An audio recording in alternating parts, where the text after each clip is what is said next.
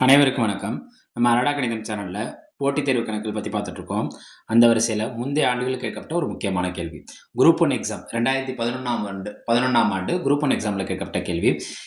ஏ என்பவர் 3 பேர் இங்க பத்தி பேசப் போறோம். ஏ என்பவர் ஒரு குதிரையை 10,000க்கு வாங்கி 10% லாபத்தில் யாருக்கு விக்கிறாரு? பிக்கு விக்கிறாரு. பி அந்த குதிரையை 10% நஷ்டத்துல யாருக்கு விற்கிறாரு? சிக்கு விற்பனை செய்தால், இப்ப சியோட அடக்க விலை என்னவா இருக்கும்? சியோட என்ன விலை கேட்குறாங்க? அடக்க விலை. ரைட்டா?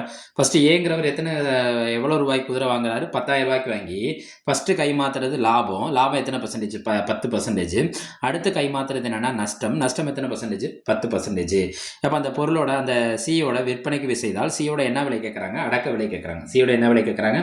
அடக்க விலை. இப்போ நம்ம சிக்கு விற்பனை செய்தால், ரைட்டா?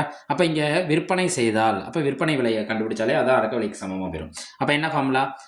ஃபர்ஸ்ட்டு விற்பனை விலைக்கான ஃபார்முலாவை தெரிஞ்சுக்கோமா? ரைட். எத்தனை பர்சன்டேஜ் லாபத்தில் விற்கிறாங்க? 10%. அப்போ 100 ப்ளஸ் லாபம் டிவைடட் பை 100. ஏன் நான் ப்ளஸ் போட்டுக்கிறேன்? லாபம்னா என்ன போடணும்? கூட்டல் குறி போடணும்.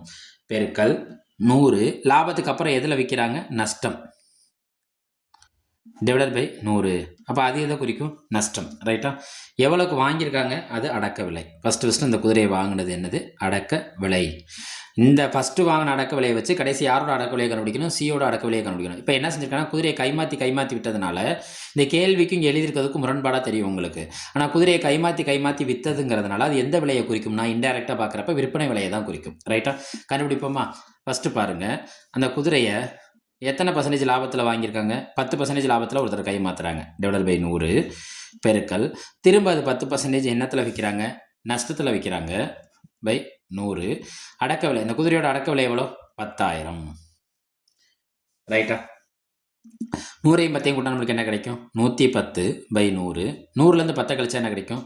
90 பை 100. எவ்வளோ ரூபாய்க்கு அந்த குதிரை? 10,000.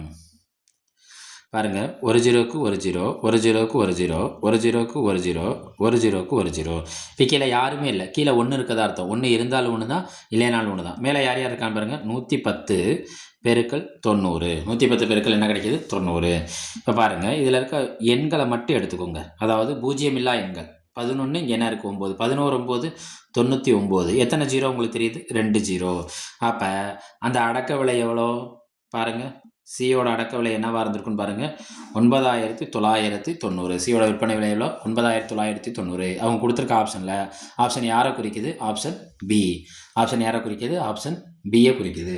அரடா கணிதம் சேனலை லைக் பண்ணுங்கள், சப்ஸ்கிரைப் செய்யுங்க, சப்போர்ட் பண்ணுங்கள், ஷேர் பண்ணுங்கள். நன்றி.